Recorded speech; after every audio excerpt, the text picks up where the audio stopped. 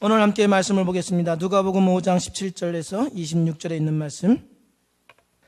하루는 가르치실 때에 갈릴리의 각 마을과 유대와 예루살렘에서 온 바리새인과 율법 교사들이 앉았는데 병을 고치는 주의 능력이 예수와 함께 하더라.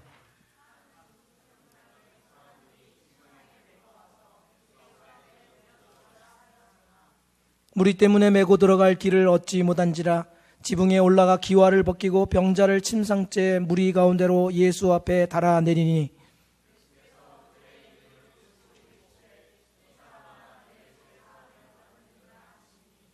서기관과 바리새인들이 생각하여 이르되 이 신성모독 하는 자가 누구냐? 오직 하나님 외에 누가 능히 죄를 사하겠느냐?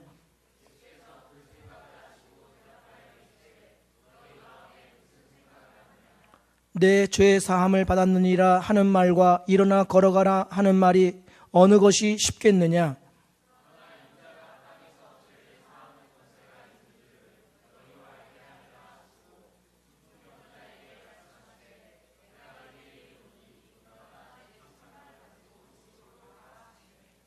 그 사람이 그들 앞에서 곧 일어나 그 누웠던 것을 가지고 하나님께 영광을 돌리며 자기 집으로 돌아가니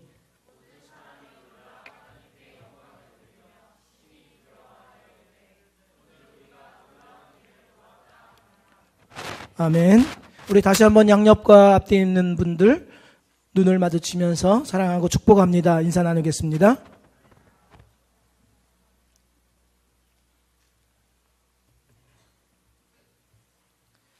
톰 피터스는 기존 기업 문화에 망치를 주저없이 들이대었던 사람. 그래서 억눌렸던 기업 문화에 자율과 열정과 창조성에 주목하도록 만든 사람이죠. 그래서 일부에서는 지금의 우리는 톰 피터스 세계 안에 살고 있다 이렇게 이야기할 정도였습니다. 이 톰 피터스는 피터 드러커와 함께 현대 경영기법을 창시한 사람으로 그렇게 인정받고 있습니다.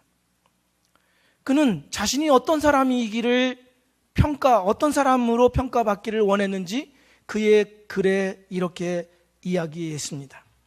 내가 죽고 난 다음에 내 묘비에 이런 문구가 쓰이게 되면 내 인생은 실패한 것입니다. 톰 피터스, 그는 뭔가 멋진 일을 할 수도 있었지만 그의 상사 때문에 아무것도 못했다. 혹은 그는 부자였다, 그는 유명했다, 그는 무엇이 옳은지 알고 있었다 따위의 문구도 싫다. 내가 진정으로 내 묘비에 새겨지길 원하는 문구는 바로 이것이다. 톰 피터스, 그는 진정 행동가였다. 자신이나 사회에 그럴듯한 신념, 올바른 가치 체계가 있다 할지라도 실현하려는 실천적 행동이 없는 것에 대한 경계였습니다. 그러나 따지고 보자면 신자는 그 어떠한 부류의 사람보다도 진정한 행동가입니다. 왜냐하면 세상은 살아있는 듯하나 허물과 죄로 죽어 있다고 말씀합니다. 반면 신자는 어떤 사람입니까? 하나님께로부터 살아있는 것들을 선물로 받은 자입니다. 예수 생명이 우리 생명이 되었습니다. 우리가 가진 소망은 거짓되거나 헛되지 아니하고 산 소망입니다. 주님께서 우리에게 주신 믿음은 관념이나 사상도 아니고 죽은 것도 아니고 산 믿음이라고 하였습니다. 하나님께 대한 신앙은 반드시 열매를 맺게 되어 있습니다. 그런 까닭에 신자의 삶은 역동적입니다.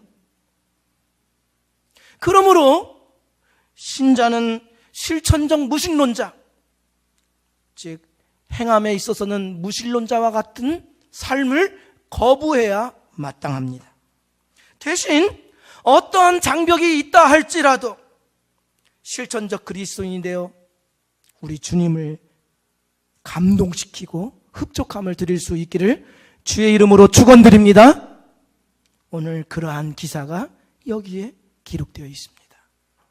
오늘 본문에는 중풍병자에 관한 이야기가 나오지요.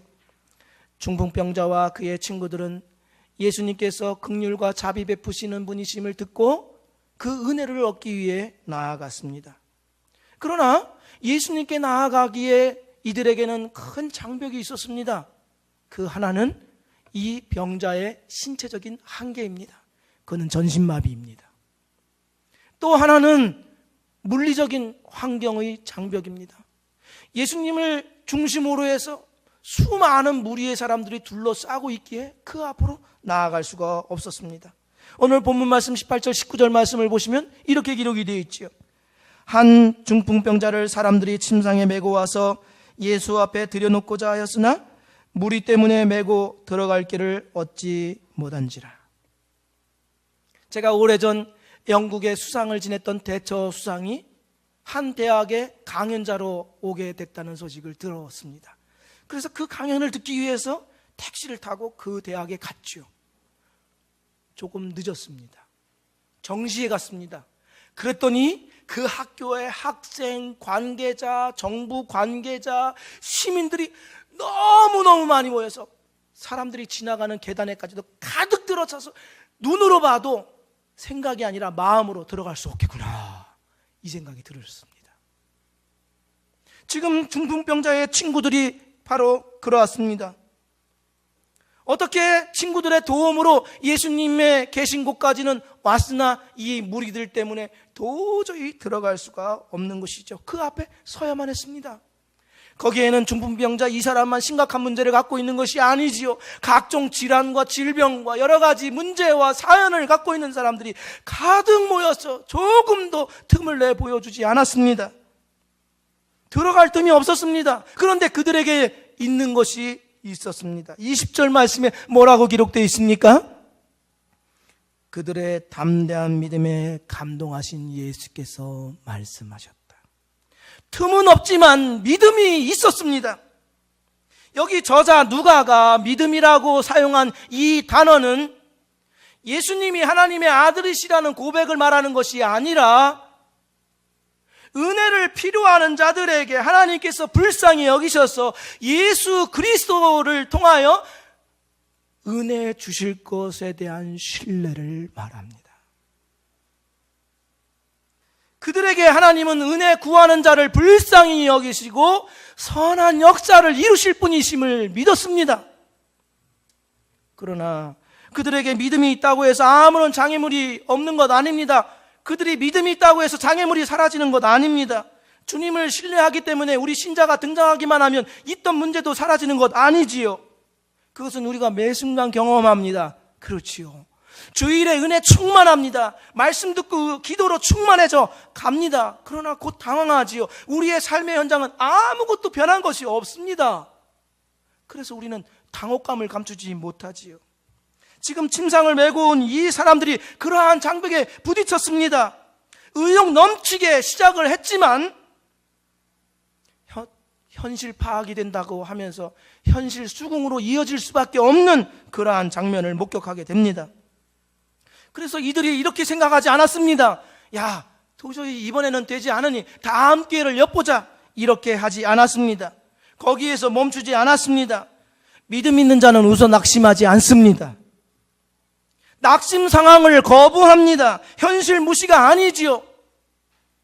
종교개혁가 마틴 루터는 마귀에게는 미래를 지워버리는 특징이 있다, 이렇게 이야기했습니다. 무슨 말입니까? 신자로 하여금 장래에 대한 소망을 품지 못하도록 만드는 것이 마귀의 정체라는 것입니다. 그러기에 그리스도를 담대히 믿는다는 것은 어떤 시련과 절망적인 상황에서도 낙심하지 않고 미래에 대한 소망을 붙잡는다, 이런 뜻이 되는 것입니다. 우리가 예수 그리스도의 십자가를 바라본다는 것이 무슨 의미를 말하는 것입니까? 십자가의 처형틀, 참혹한 죽음, 암울한 현장 등만을 본다면 교회는 어둡고 칙칙한 조명 속에서 우울증 환자들로 넘쳐날 것입니다. 부르는 찬양도 기쁜 찬양, 즐거운 찬양이 아니라 며칠 후 요단강 만나리, 이런 찬양만 하게 될 것입니다. 그러나 우리가 부르는, 우리가 보는 주님에 대한 찬양과 경배는 무엇을 말하는 것입니까? 십자가의 죽음만이 아니라 십자가 죽음을 통한 부활 영광을 봅니다. 죽음을 통한 생명, 심판을 통한 회생, 절망의 어두운 밤을 통하여서 소망의 아침을 우리는 바라봅니다. 아멘이십니까? 주님의 죽음은 바로 그렇습니다. 그러니 신자는 낭망이 아니라 소망을 가집니다. 답답한 현실에서도 여전히 활동하시는 하나님을 볼 수 있습니다. 낭망은 마귀의 것이며 세상의 것입니다.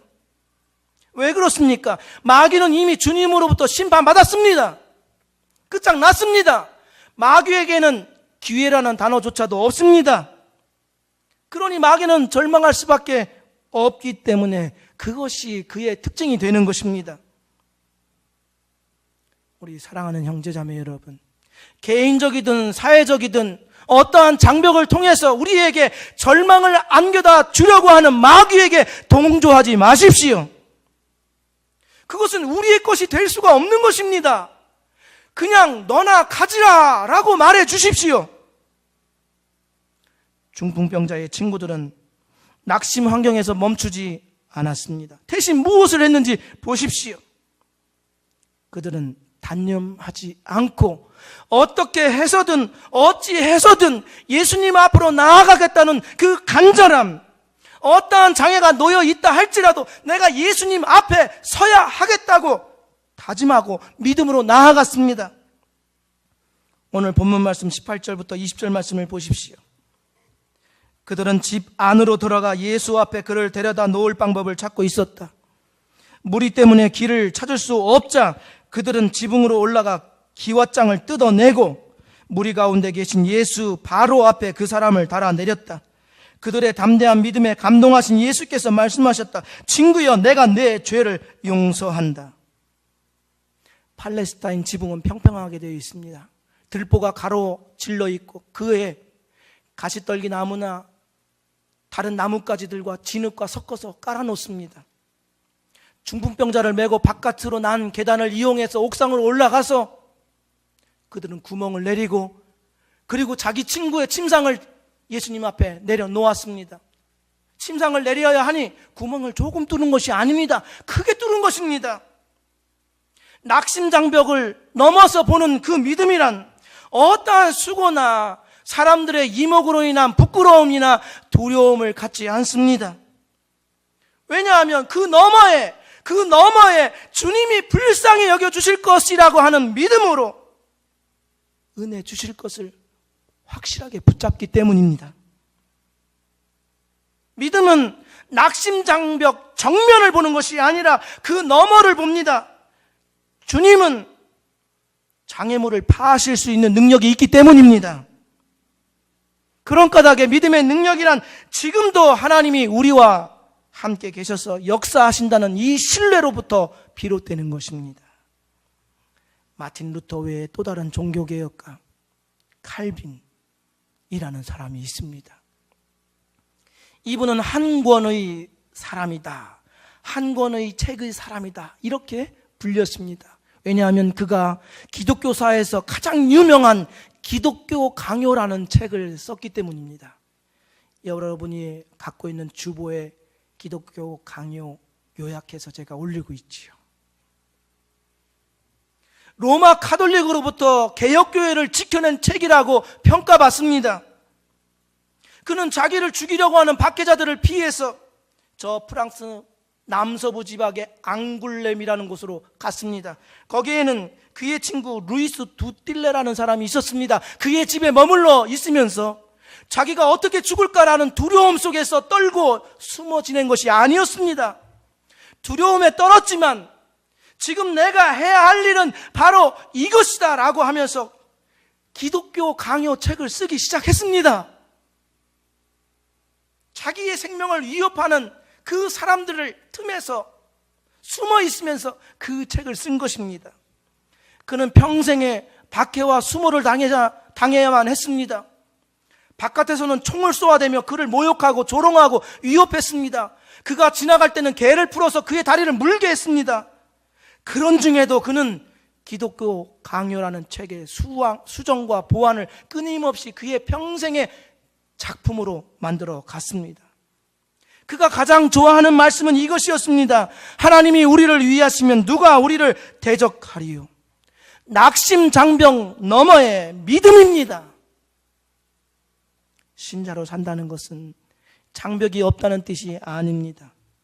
오히려 더 많은 일을 겪을 수 있지요. 우리 시대는 하나님을 필요로 하지 않습니다.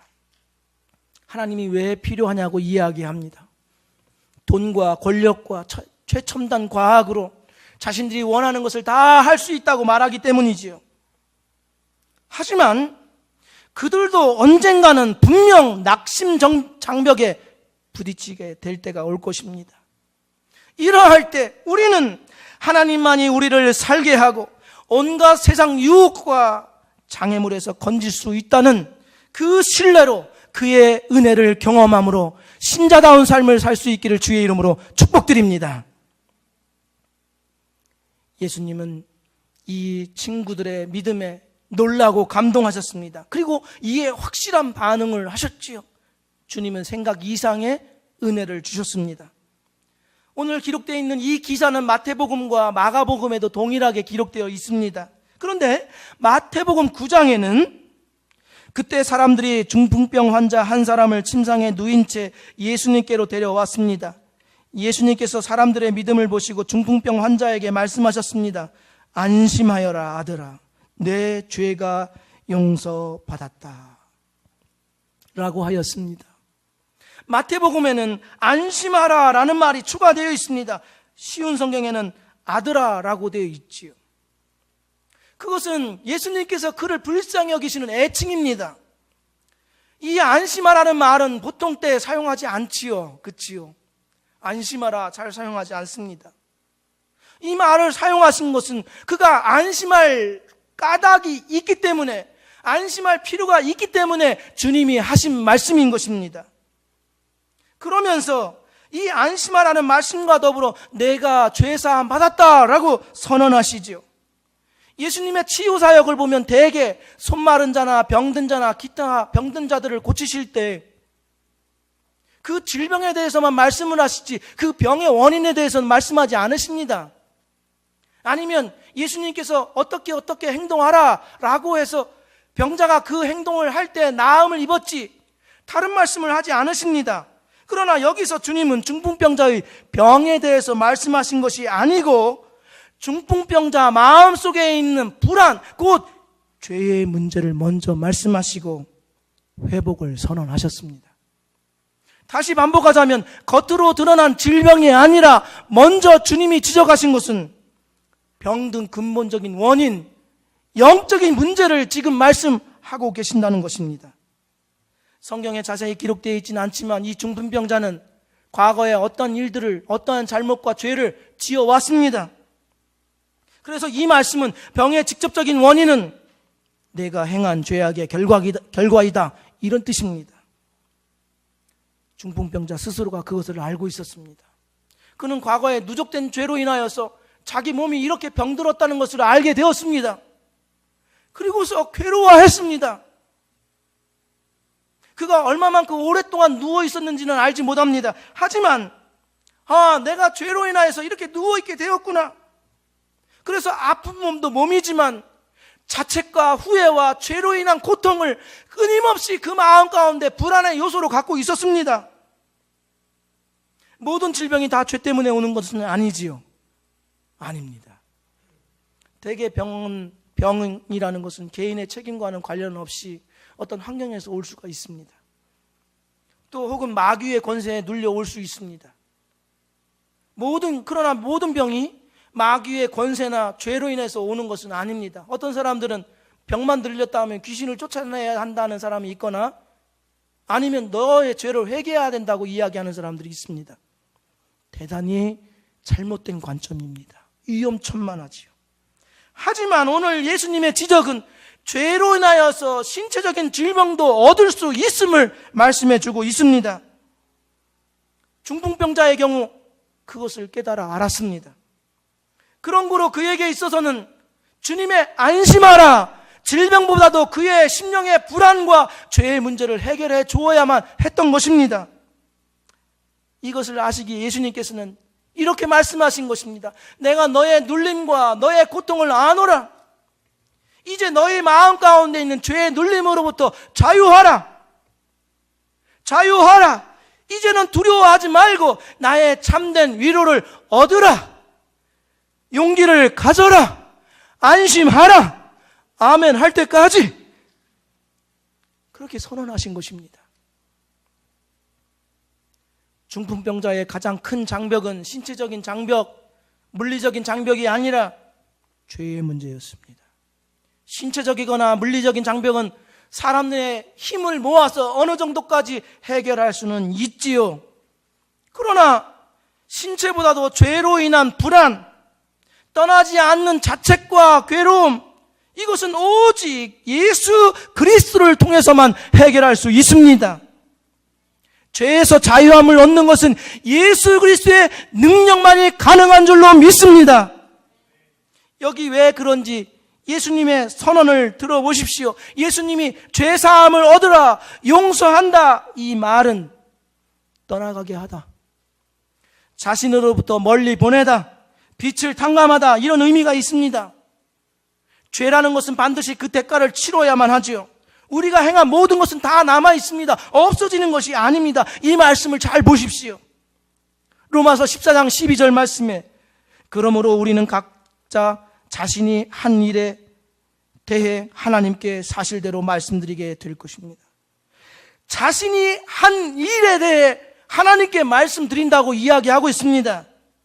심지어 말한 것조차 보이지 않느나 여전히 남아있음을 알 수 있습니다. 마태복음 12장 36절 말씀에 내가 너희에게 말한다. 사람이 무심코 내뱉은 사소한 말이라도 심판의 날에는 책임을 져야 한다. 무섭습니다. 우리의 행위, 우리의 말, 모든 것이 남아있습니다. 중풍병자가 행한 과거의 모든 죄악도 다 남아있는 것입니다. 그러므로 예수님께서 용서한다고 하는 이 죄의 용서는 죄 없는 것으로 치자, 이런 뜻이 아닙니다. 누군가가 그것을 담당해야만 합니다. 그런 거로 예수님의 이 선언은 이제부터는 내가 너의 고통, 너의 죄의 문제를 담당하노라. 그러니 너는 평안을 얻으라. 이런 선언입니다. 이사야 선지자의 선언을 들어보십시오. 정말로 그는 우리의 질병을 짊어지고 우리의 아픔을 대신 겪었다. 그러나 우리는 그가 하나님께 벌을 받아서 고통을 당한다고 생각했다. 그러나 그가 상처 입은 것은 우리의 허물 때문이고 그가 짓밟힌 것은 우리의 죄 때문이다. 그가 맞음으로 우리가 평화를 얻었고 그가 상처를 입음으로 우리가 고침을 받았다라고 하였습니다. 주님은 맞고 우리는 나음을 입었습니다. 주님은 버림을 받으셨고 우리는 용납을 받았습니다. 주님은 저주를 받았으나 우리는 주님 때문에 하나님으로부터 복의 은혜를 받은 줄로 믿습니다. 그러니 그 사람에게는 예수님의 평안이 임한 것입니다. 주님을 찾는 자들에게 먼저 주시는 것은 평안, 안심입니다. 결과적으로 이 중풍병자가 어떻게 됐습니까? 죄 용서함을 받았으니 중풍병 들었으나 육체적인 질병까지도 나음을 입었다, 이렇게 기록되어 있습니다. 예수님의 선언을 들어보십시오. 중풍병자에게 이렇게 말씀하십니다. 일어나라, 내 침상을 가지고 가라, 집으로 가라 선언하셨습니다. 오늘 예수님의 이 선언 듣기를 원하는 분들이 있습니까? 우리는 죄로 인하여서 신체적인 질병을 갖지는 않을 수 있습니다. 그러나 마음의 평안을 얻지 못하고 괴로움으로 시달릴 수 있지요. 혹 침상에 누워있지는 않으나 마치 우리의 삶이 불안과 고통의 침상에 누워있는 것과 같을 수 있습니다. 우리의 몸은 멀쩡하나 우리의 심령은 괴로움으로 피망이 들 수 있습니다. 주님은 그러한 자를 긍휼히 여겨 주십니다. 그러한 자들에게 이렇게 선언하십니다. 내가 너의 괴로움을 아노라. 이제 두려워하지 말고 죄짐과 죄책을 나에게 맡겨라. 너는 죄로부터 자유하라. 내가 이것을 위하여 이 땅에 왔노라 말씀하십니다. 주님은 기꺼이 찾는 자들에게 발견되시기를 원하시는 분이십니다. 그러니 그의 손을 붙잡으십시오. 영화 킹스 스피치 보셨나요? 그쵸? 우리는 오로지 말씀 외에는 다른 것은 전혀 보지 않습니다. 거기에 영국 국왕 조지 6세를 중심으로 한 이야기가 전개되죠. 지금의 엘리자베스 2세가 이 조지 6세의 딸입니다. 그는 말 더듬이로 연설을 해야만 했지요. 영국은 어려움에 처해 있었고 2차 대전이 발발했습니다. 그는 크리스마스 이브 때 국민들을 대상으로 연설을 해야만 했습니다. 그는 연설 마지막에 이렇게 이야기를 합니다. 나는 새해의 길목에 서 있는 그분에게 말을 건넸습니다. 나에게 빛을 주어서 내가 미지의 세계 속으로 안전히 걸어갈 수 있도록 해 주소서. 그분은 나에게 말했습니다. 어둠을 헤치고 밖으로 나오라. 그리고 내 손을 내밀어 하나님의 손을 잡아라. 그러면 그것이 너에게 빛보다 더 밝은 빛이 되고 내가 이미 알고 있는 곳으로 가는 것보다도 더욱 안전한 처소가 될 것이다.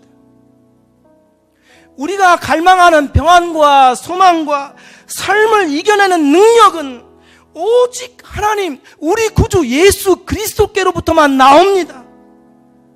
낙심 장벽 앞에 절망하는 대신 그 너머의 주님을 보십시오. 그리고 믿음의 손을 내뻗쳐 그분의 손을 붙잡으십시오. 그 모든 것이 주님의 은혜이지만 그렇게 하는 사람들이 마치 그의 힘으로 한 것처럼 하나님은 기쁘게 여겨주시고 은혜를 주십니다. 낙심 장벽을 이겨내게 도와주십니다. 그러한 은혜가 우리 모두에게 있기를 주의 이름으로 축복드립니다. 함께 기도드리겠습니다.